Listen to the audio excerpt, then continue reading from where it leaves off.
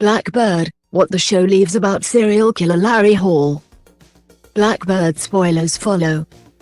New Apple TV Plus prison drama Blackbird tells the real-life story of drug dealer Jimmy Keene, as played by Taron Egerton, and is based on his book In With the Devil, A Fallen Hero. A serial killer, and a dangerous bargain for redemption.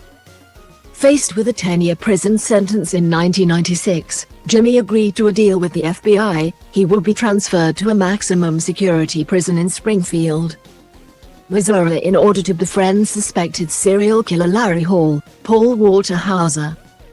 Larry was in prison for the abduction and murder of a 15-year-old girl, but there was the concern that one day he could be released.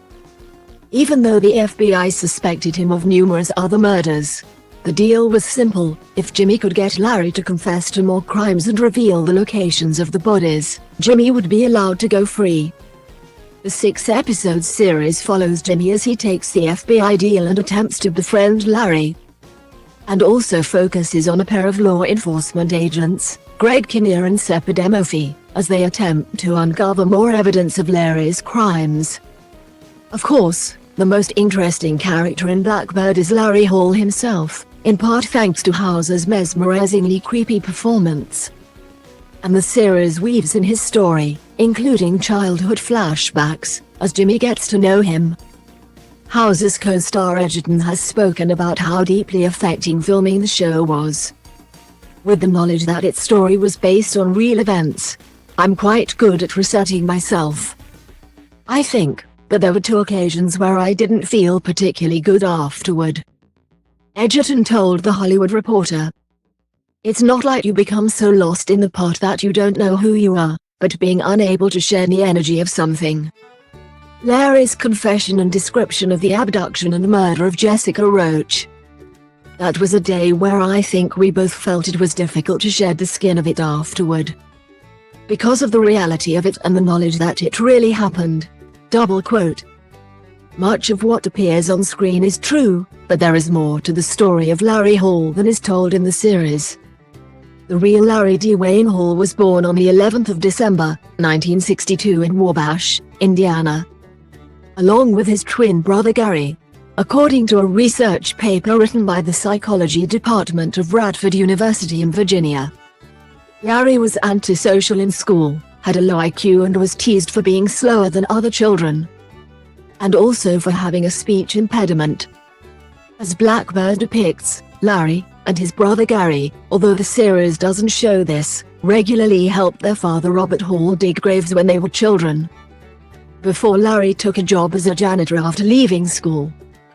The Radford University document also reveals that, as a teenager, Larry was suspected of committing acts of arson, vandalism and various petty crimes in his hometown of Wabash, and it also reports that Larry is the suspect in more serious crimes from that time, including the abduction of 2 young girls in Michigan and Indiana who went missing when Larry was just 18 years old, and whose bodies have never been found. As he grew up, Larry became fascinated with Civil War and Revolutionary War reenactments, and between 1980 and 1994 traveled across the Midwest to attend and participate in them. According to the Cinemaholic, authorities believe that he may be responsible for at least 40 disappearances and possible murders of young women that took place during this time. It was only when the remains of 15-year-old Jessica Roach were found in late 1993 that Larry finally came under suspicion. Jessica had vanished less than half a mile away from her home in Georgetown, Illinois on the 20th of September, 1993, when she was out riding her new bike.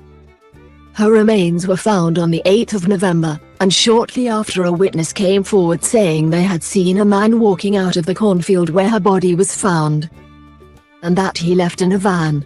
Months later, this led the police to Larry, whose Dodge van had been reported following young girls in the area on various occasions in 1993 and 1994. One girl had noted down the license plate for the van and told police, who discovered it belonged to Larry Hall.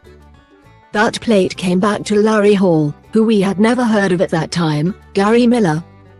The chief investigator for Vermilion County Sheriff's Office in Illinois told CNN.com, Miller brought Hall in for questioning, and showed him a photo of Jessica. He immediately flinched, said Miller. He turned to his right and put his hand up over his face like he didn't want to see the picture. And he told me he didn't think he'd ever seen that girl. Double quote. Hall later confessed to the murder of Jessica. I tied her up, but I can't remember with what. I took her pants off. CNN reported that he told investigators. I laid her up against a tree and put a belt around her neck and she stopped breathing. Double quote.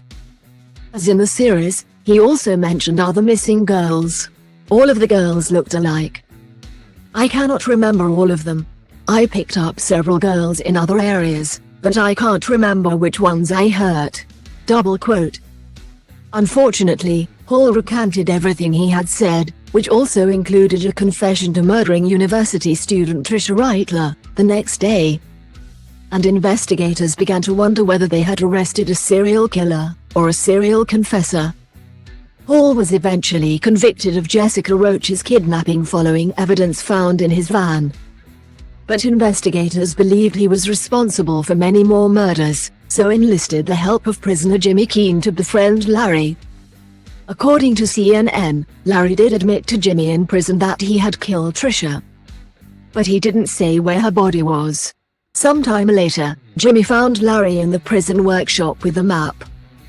He was carving wooden falcons and placing them on it. It was a map with red dots over Indiana, Illinois and Wisconsin. And he covered it up really fast. Keane told CNN.com.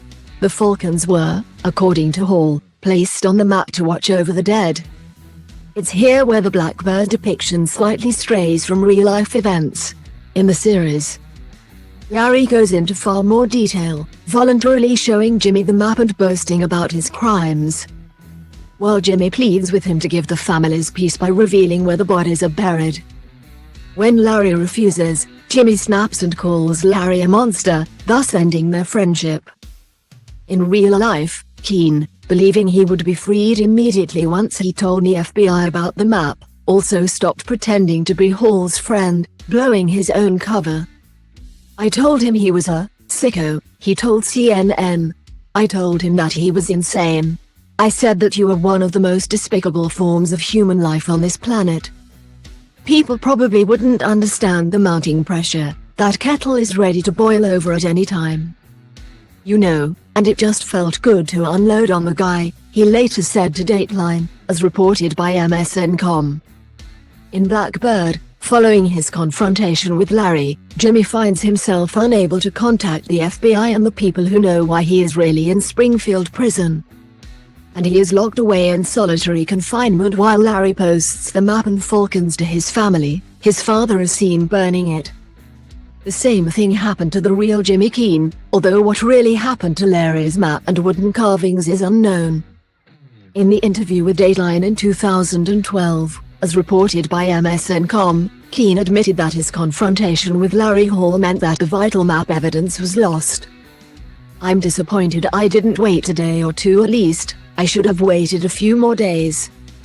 Keane said, I wish I could have done more for them, the families, but I did all I could do. And I feel in my being that I did all I could do. Double quote. Keane's outburst with Larry Hall sadly meant that there are many families, including the parents of Trisha Reitler, who do not know whether Hall killed their missing children, or where the bodies are. In 2009, Trisha's mother, Donna, told Cleveland.com, I'm not interested in punishment or retribution. I just want to find out where my daughter is and bring her home. 16 years later, we're still sitting by the phone waiting for information. This constant up and down is painful. We've never been able to grieve. Double quote. Since he was imprisoned, Larry Hall has confessed to more 15 murders, and then recanted each confession. He also claimed in an interview with the Associated Press in 2011 that he had abducted 39 women between 1980 and 1994. Now 60 years old and incarcerated at Federal Correctional Institution Butler Medium II in North Carolina with no possibility of parole. It is believed that Hall isn't just responsible for the 21 murders referred to in Blackbird, but that he could have committed more than 50 murders. This would make Larry Hall one of the most prolific serial killers of all time in the US. Blackbird is available now on Apple TV+, with new episodes airing weekly.